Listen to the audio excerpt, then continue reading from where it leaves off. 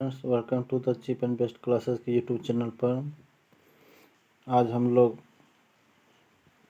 Science का class second start कर रहे हैं। कल कुछ टेक्निकल प्रॉब्लम के कारण बीच में क्लास बंद हो गया था। आज हम वहीं से स्टार्ट करें जहां क्लास समाप्त हुआ था। तो शुरू करते हैं आज के साइंस का पहला क्वेश्चन से। देखते हैं आज का पहला क्वेश्चन है, निम्नलिखित में से कौन सा क्लोरोप्लास्ट का एक लक्षण है जो सो प्रतिकृत योग बनाता है। तो इसका राइट आंसर हो जाएगा ऑप्शन नंबर ए, डीएनए और आरएनए एवं दोनों की उपस्थिति में जो है ये हो जाएगा। बढ़ते हैं नेक्स्ट क्वेश्चन की ओर।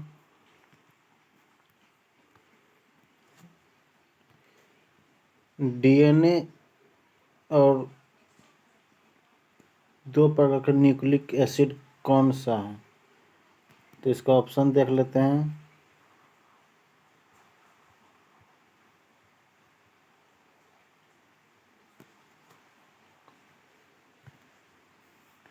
Protein, lipid, GNA, RNA. तो इसका right answer RNA, option number D. Question number third, dash के अभ्यास से जानवरों के क्लोन तैयार किए जाते हैं। तो किसके कारण? जैव प्रौद्योगिकी के कारण। क्वेश्चन नंबर 4,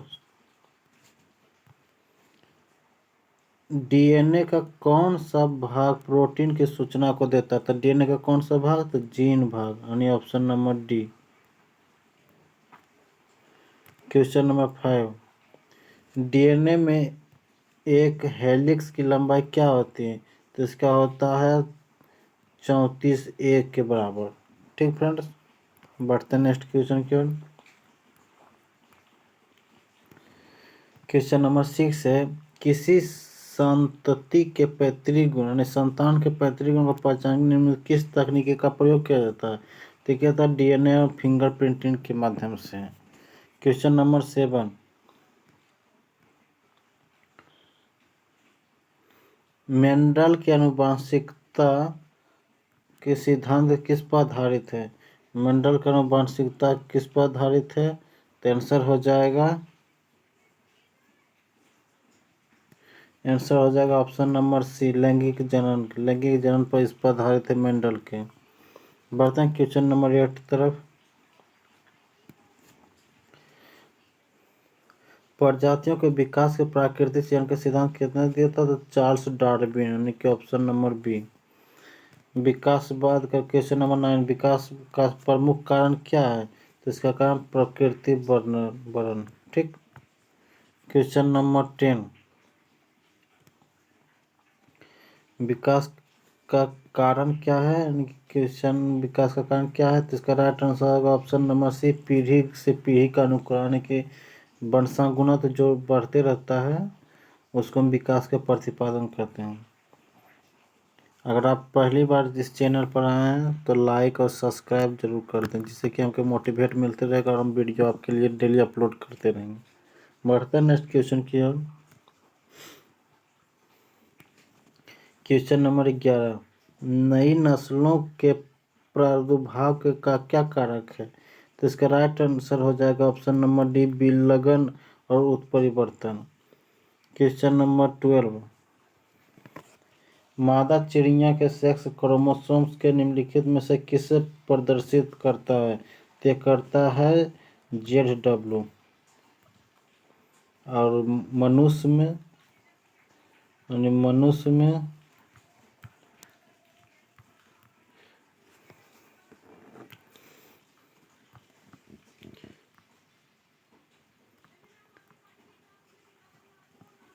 ह्यूमन में X और Y और बर्ड में Z और W। क्वेश्चन नंबर 13, आधुनिक मनुष्य के हाल के पूर्वज कौन सा है? तो इसका राइट आंसर हो जाएगा तो इसका राइट आंसर हो जाएगा ऑप्शन नंबर बी, क्रोमैग्रॉन मनुष्य। क्वेश्चन नंबर 14, जीवों में अत्यधिक विविधता का कारण क्या है? तो इसका हो जाएगा जीवों में विविधता का कारण सब इनकी उसके लिए बहुगुणता भी हो जाएगा और परिवर्तन भी हो जाएगा, इसलिए एक से अधिक में ये चला जाएगा। बटन नेक्स्ट क्वेश्चन की ओर।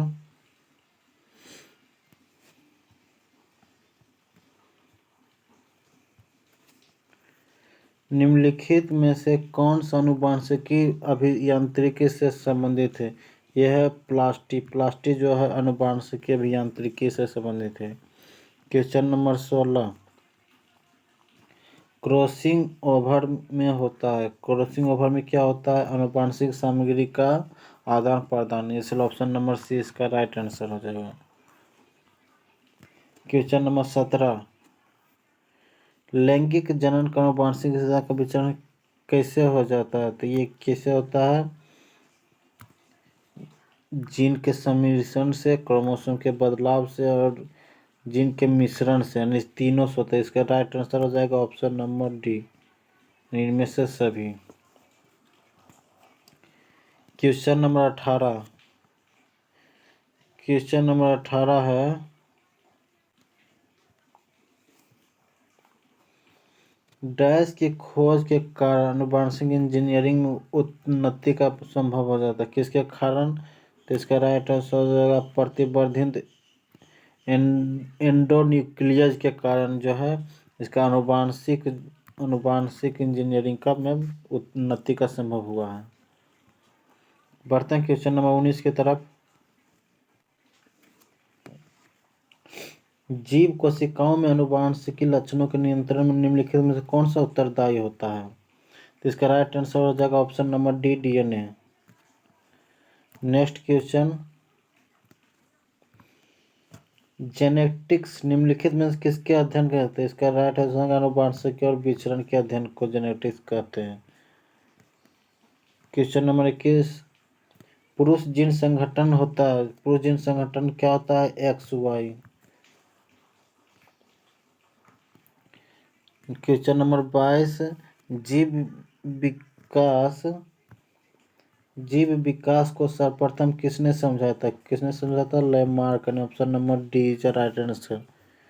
क्वेश्चन नंबर 23, डीएनए की खोज किसने की थी? डीएनए की खोज किसने की? डीएनए में जो एक से अधिक है, नहीं इसका आंसर हो जाएगा डीएनए की खोज। प्रयोगशाला में डीएनए का संश्लेषण किसने किया था? तो प्रयोगशाला में ऑप्शन देख लेते हैं। और सर राइट आंसर हो जाएगा ऑप्शन नंबर बी, खुराना ने। डीएनए के प्रयोगशाला में किसने किया था? खुराना ने। क्वेश्चन नंबर 25, हरगोविंद खुराना किस आविष्कार के लिए जाना जाता था? हरगोविंद खुराना किसके लिए किया जाता है? जीन के संश्लेषण के लिए। जीन के संश्लेषण के लिए हरगोविंद खुराना को जाना जाता है। इसका राइट आंसर हो जाएगा option number B. Question number 26, निम्नलिखित में से कौन सा मनुष्य में अवशेषी अंग नहीं? मनुष्य का अवशेषी अंग कौन सा नहीं है? तो यह हो जाता है आमने सामने वाले चपाट दंत कृतक। ठीक, कीर्तन तो जो दंत होता है वो जो है अवशेषी अंग नहीं है। बेटा या बेटी के जन्म की संभावना कितना अनुपात में होता है? तो इसका हो जाता है 1:1 अनुपात में होता है। स्त्रियों की तुलना में पुरुष वर्णतः अधिक पीड़ित होता है, हो सकता है, क्यों? तो इसका राइट आंसर होगा ऑप्शन नंबर या केवल एक्स क्रोमोसोम होता है, इसलिए ये इस संभावना इसका ज़्यादा होता है। अगला क्वेश्चन है, डीएनए को जिसने अंततः प्राप्त बनाया वो कौन थे? तो इसका राइट आंसर आर्थर कॉर्नबर्ग जो है इसका राइट आंसर हो जाएगा। बढ़ते हैं 30 नंबर क्वेश्चन। फिर लेवल अगला है, नेक्स्ट लेवल है, ये लेवल है जीव। लेवल फर्स्ट में जीव जगत तथा वर्गीकरण के मोनेरा जगत के बारे में पढ़ेंगे। तो पहला क्वेश्चन है, मिट्टी में नाइट्रोजन का स्थिरीकरण निम्नलिखित में किसके द्वारा किया जाता है? तो इसका राइट आंसर होता है जीवाणु के द्वारा। नेक्स्ट क्वेश्चन, जीवाणु को खोज किसने किया था? तो Leeuwenhoek, option number D. Bacteria का नामकरण किसने किया था? तो लुईवेन हॉक। जीवाणु को ही इंग्लिश में बैक्टीरिया कहते हैं। अब प्रोटेस्टा जगत में देखते हैं, प्रोटेस्टा जगत में क्या है। तो पहला क्वेश्चन है, भोजन करने वाला अंग कौन सा है? तो यह है अस्यूडोपोडियम, अस्यूडोपोडियम, अस्यूडोपोडियम। क्वेश्चन नंबर 2, अनुकूल परिस्थितियों में अमीबा जन्म कब करता है? तो ये करता है द्विखंडन द्वारा, द्विखंडन द्वारा। क्वेश्चन नंबर 3,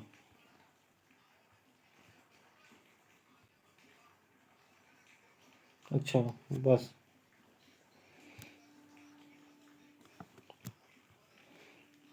अब नेक्स्ट लेवल है कवक जगत, कवक जगत के बारे में देख लेते हैं। फर्स्ट क्वेश्चन है,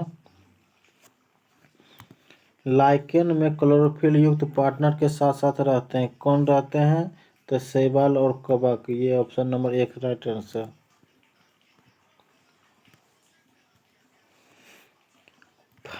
रे फंगी और रे फंगी क्या है?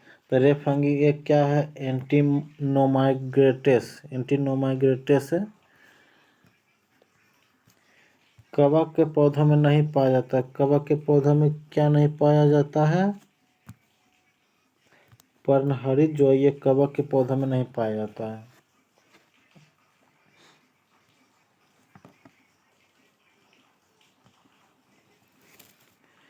खमीर का उपयोग डैश के उत्पादन में किया जाता है। खमीर का उपयोग किसके उत्पादन के लिए? शराब के उत्पादन में खमीर का उपयोग किया जाता है।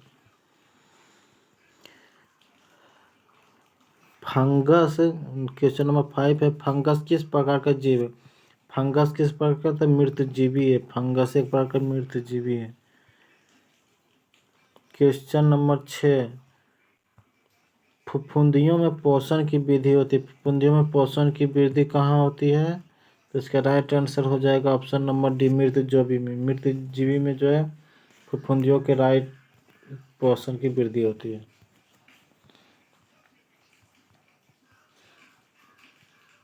क्वेश्चन नंबर 7, ईस्ट और मशरूम क्या है? ईस्ट और मशरूम क्या है? तो एक प्रकार के फफूंद यानी फंगजा है।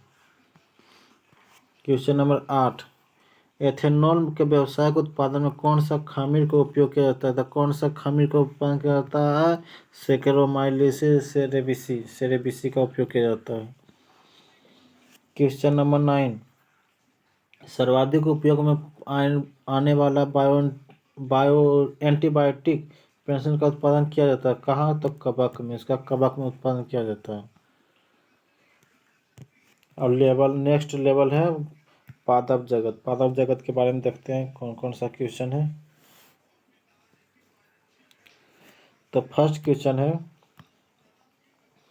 नीचे दिए गए उन खाद्य पदार्थों में कौन सा सुमेलित नहीं है? बोला नहीं है, यानी कौन सा सुमेलित नहीं है? तो इसका राइट आंसर हो जाएगा आलू। आलू जो है मूल जो ये नहीं है।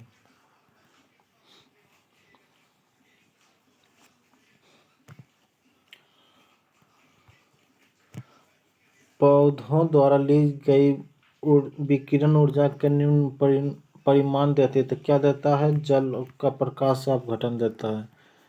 मैंगिफेर इंडिका का समान नाम क्या है? मैंगिफेर इंडिका का समान नाम क्या है? तो ये किसका समान नाम है? तो ये आम का हो जाएगा। राइट आंसर ए, आम।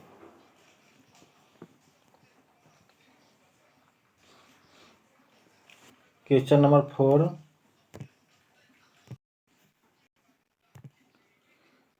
त्रिटिकम स्वीटम निम्नलिखित में किसका वैज्ञानिक नाम थे? किसका है? गेहूं का त्रिटिकम स्वीटम। क्वेश्चन नंबर 5, किस जीवाणु में पौधों जंतुओं के लक्षण पाए जाते हैं? तो किसमें पाया जाता है? यूग्लिना में जीवाणु और पौधों दोनों के लक्षण पाए जाते हैं। Question number 6,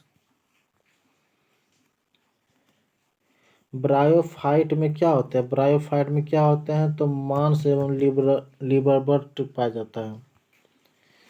question number 7, lichen का सबसे अच्छा सूचक कौन सा? लाइकेन का सबसे वायु प्रदूषण जो ये लाइकेन का सबसे अच्छा सूचक है। क्वेश्चन नंबर 8, सबसे पहला ट्रांसजेनिक पौधा कौन सा है? तो ट्रांसजेनिक पौधा तंबाकू। तंबाकू जो सबसे पहला ट्रांसजेनिक पौधा। क्वेश्चन नंबर 9 है, कौन सा जीव उत्तक उच्च वर्गीय पौधों में जैव पोषक का वाहक का कार्य करता है? तो कौन सा है? तो फ्लोएम। फ्लोएम जो है जैव पोषक वाहक का कार्य करता है। क्वेश्चन नंबर 10, मलेरिया तथा डेंगू निम्नलिखित में से क्या उभयनिष्ठ नहीं है? तो क्या है? मच्छर प्रजाति का ये उभयनिष्ठ नहीं है।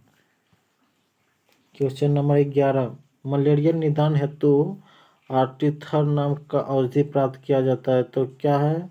तो ये हो जाएगा एक बीजीय पादप है।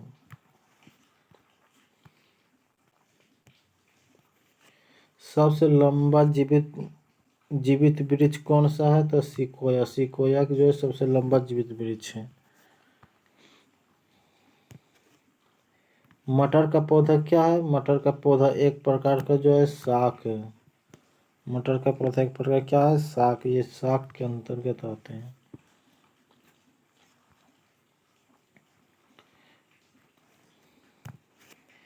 नेक्स्ट लेवल जंतु जगत के बारे में आप पढ़ेंगे, देखेंगे इसमें कौन कौन सा। ठीक, बढ़ते हैं नेक्स्ट क्वेश्चन की ओर। फर्स्ट क्वेश्चन है, लाल रक्त कणिका आरबीसी का रंग कैसा होता है? तो आरबीसी का रंग किसके कारण होता है? तो हीमोग्लोबिन के कारण ये रंग लाल होता है। हीमोग्लोबिन के कारण ही इसका रंग लाल होता है।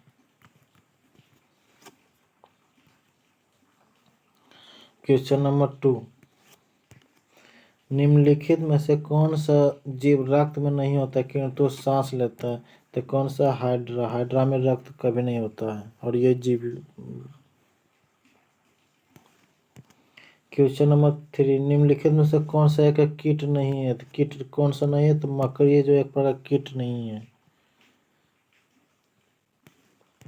क्वेश्चन नंबर 4, निम्नलिखित में से कौन सा एक मछली है? तो कौन सा मछली है? तो समुद्री घोड़ा जो है एक प्रकार का मछली है।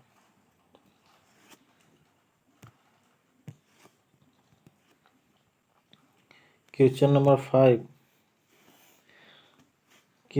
5 है,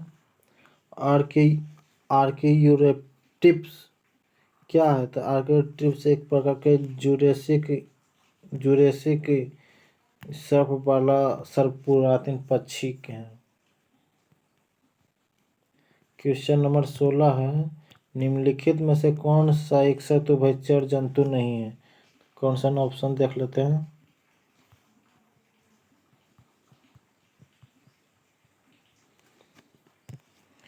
कौन सा है? तो कछुआ जो है इसका जो एक उभयचर जंतु नहीं है। क्वेश्चन नंबर 7, निम्नलिखित में से किस वर्ग के जंतुओं में पुगुहा निश्चलम रक्त से भरा होता है? किस में होता है? तो इसका राइट आंसर हो जाएगा ऑप्शन नंबर ए, ऑर्थोपोडा। बढ़ते हैं नेक्स्ट क्वेश्चन की।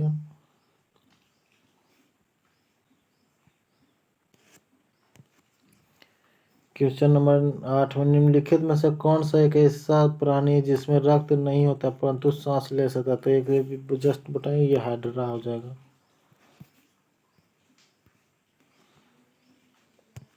क्वेश्चन नंबर 9, पक्षी तथा सरीसृप अपने नाइट्रोजन युक्त बेकार पदार्थों को किस रूप में उत्सर्जित करते हैं? तो किस रूप में उत्सर्जित करते हैं? तो यूरिक एसिड के रूप में, यूरिक एसिड के रूप में।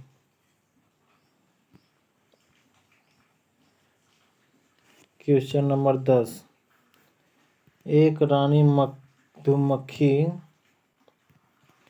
किस प्रकार के अंडे देती है? तो एक रानी मधुमक्खी किस प्रकार के अंडे देती है?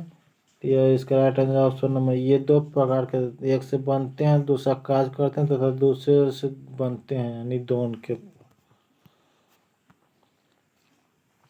क्वेश्चन नंबर 11, लीवर में फ्लू किसके पित्तवाहक में होता है? तो एक ऑप्शन देख लेते हैं, इसका हो जाएगा right answer option number C, भेड़। क्वेश्चन नंबर 12, निम्नलिखित में से कौन सा एक स्तनपायी है? तो कौन सा है? एक से अधिक जो है ये स्तनपायी नहीं, इसलिए इसका राइट आंसर हो जाएगा ऑप्शन नंबर ई। क्वेश्चन नंबर 13, किसी सरीसृप तथा उभयचर जीव के हृदय में कितने प्रकार के कोष्ठक पाए जाते हैं? तो कितने प्रकार के कोष्ठक? तो 3 प्रकार के, उभयचर में 3 प्रकार के कोष्ठक पाए जाते हैं। क्वेश्चन नंबर 14, कीट जल के सतह पर दौड़ने के सक्षम होते हैं क्योंकि क्यों होता है? ये पृष्ठ तनाव जल के सतह को एक लचीला झिल्ली के समान बना देती है, इसलिए वो आसानी से दौड़ सकता है। क्वेश्चन नंबर 15, जुगनू क्या है? क्वेश्चन नंबर 15 है, जुगनू क्या है? तो जुगनू एक प्रकार का क्या है? कीट है। जुगनू एक प्रकार का कीट है। क्वेश्चन नंबर 16, क्वेश्चन नंबर 16 है,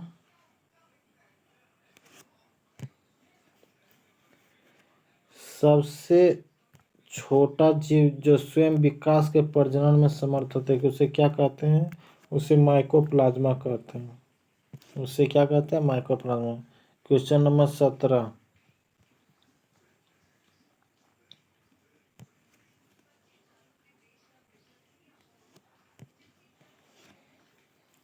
मधुमक्खी कॉलोनी के एक सदस्य एक दूसरे को किस प्रकार पहचानते थे? किस प्रकार पहचानते थे? गंध द्वारा, गंध द्वारा उसे एक प्रकार के पहचान लेते हैं।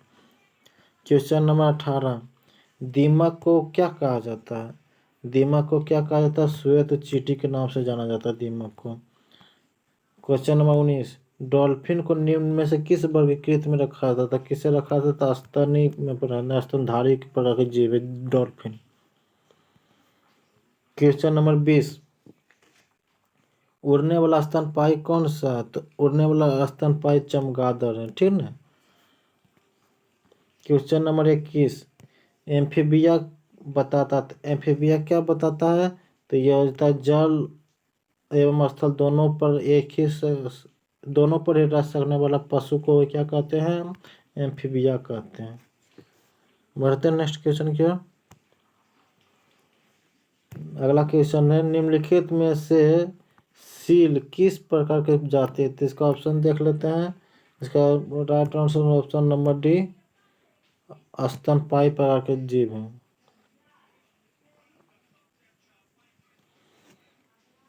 Question number 23, Archaeopteryx